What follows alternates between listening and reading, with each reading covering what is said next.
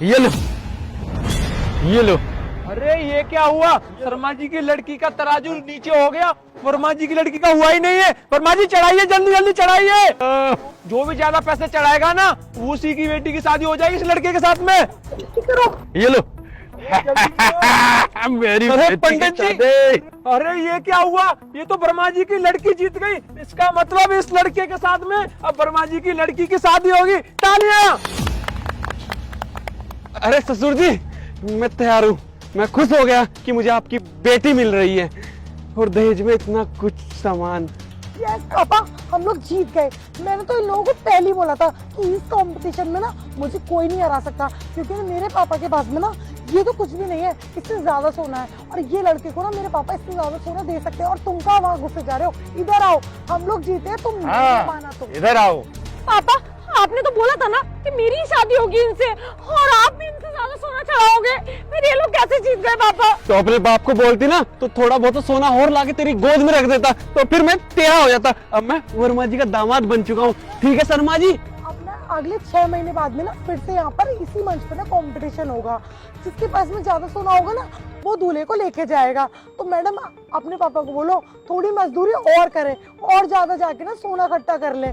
ठीक है अंकल जी, चलते हैं। चले? हाँ चलते हैं, चलते हैं। सही बोल रहे हो। अरे वैसे मजा आ गया मेरा तो। मजे क्या हो रहा है यहाँ पे? ये गांव की दहेज प्रथा को तूने फिर से चालू कर लिया। तू तो गांव के जमींदार का लड़का है ना, तेरे बाप के पास इतना पैसा है, उसके बाद भी ये क्या ड्रामा लगा रखा तूने? ये तराजू लटका रखा है, ये दोनों लड़कियों के बाप सोने पे सोना रखे जा रहे हैं। क्या चल रहा है यहाँ पे? ये सब दूर से खड़े हुए ना, सब कुछ देखा मैंने। अरे इंस्पेक्टर साहब, ये हमारे गांव की प्राचीन प्रथा चली आ रही है, उसी के तहत यहाँ पे ये सब कुछ हो रहा है। ऐसा नहीं है कोई फ्रॉड हो रहा हो। हम स्वेच्छा से जो है अपने कन्या का दान कर रहे हैं। बाहर में गई तुम्हारी स्वेच्छा।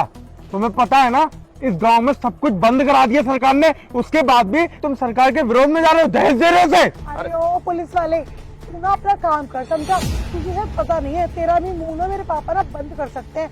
हमारे पास ना बहुत पैसा है। ये प्राचीन समय से चलती हुई आ रही है ये प्रथा, तो अब तो बंद नहीं हो सकती। और ना वैसे भी अब ना तू मेरी शादी में ना खलल मत डाल। मेरे पापा ने ना इस सारा सोना देकर ना इस लड़की को हरा कर ना मुझे जितवाया है, और ना ये मेरा दूल्हा है। अब तुम जाओ और 6 महीने बाद आना। इंस्पेक्टर साहब से सच बोल रहे हैं कि हम लोग ना कोई दहेज प्रथा को बढ़ावा नहीं दे रहे हैं, ये तो बस ऐसे ही। अरे हमारी रीति रिवाज है, ये तो प्राचीन समय से होती है, चली आ रही है। पता है, तुम जैसे लोगों की वजह से, सिर्फ तुम जैसे लोगों की वजह से ना इस गांव की ज्यादातर लड़कियां कुंवारी हैं, क्योंकि तुम लोग तो पैसे वाले हो। तुम लोग इस गांव की प्रथा को पूरी करके अपनी लड़की को तो विदा कर देते हो, और जो गरीब है उनका क्या होगा? अरे हमने क्या ठेका ले रखा सबका? उनका क्या होगा? अरे आप अपना काम करो, शादी हो रही है, कोई सौदेबाजी नहीं हो रही है। मुझे जो सरकार ने काम दिया ना, अब मैं वही काम करूंगा। और जो भी यहाँ पे हो रहा था ना, वो सब कुछ मैंने देख भी लिया है। अब यहाँ पे जितने भी जने मौजूद है ना, सब के सब एक एक बंदे को उठा के ना अब जेल में बंद करूंगा। अरे इंस्पेक्टर साहब, आपको सरकार ने जो काम दिया तो आप करो ना सरकार वाला काम। आप हमारे काम में क्यों बीच में आके? ले जाओ जेल में, इन दोनों को ले जाओ जेल में। और क्योंकि ना हार गए, ये हार गए। नहीं नहीं नहीं, यही लेके आए थे कंपटीशन। मेरे पापा के तो सारे धन दौलत।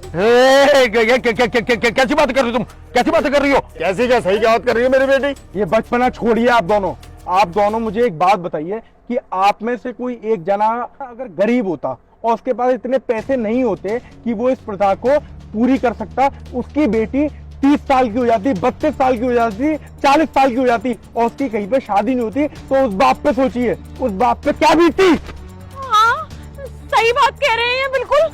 अरे मेरे पापा अगर दूसरी पार्टी से ज्यादा पैसा कभी ला ही नहीं पाए, सोना कभी ला ही नहीं पाए, तो मेरी तो कभी शादी ही नहीं होगी। और इस तरीके से तो हम लोग और लड़कियों का भी फ्यूचर खराब कर रहे हैं, और यहाँ तक कि हम तो अपने पापा को भी कंगाल करके जा रहे हैं। और वैसे भी ये तो बुरे से मुंह का है, हम इसको इतना सारा सोना दे क्यों रहे हैं?